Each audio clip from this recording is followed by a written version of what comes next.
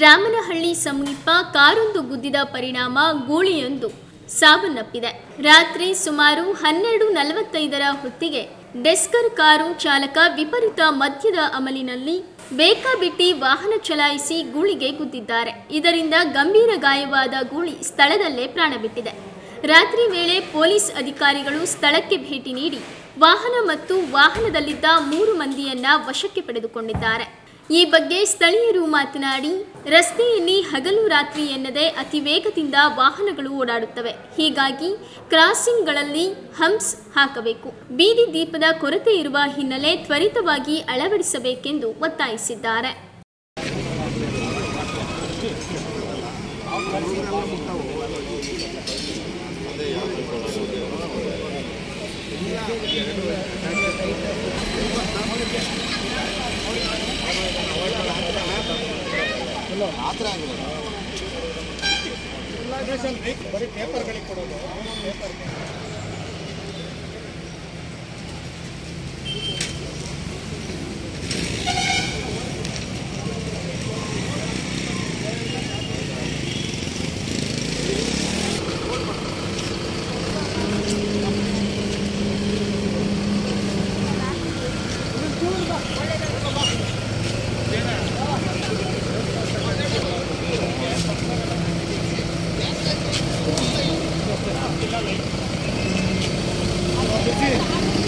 Gracias.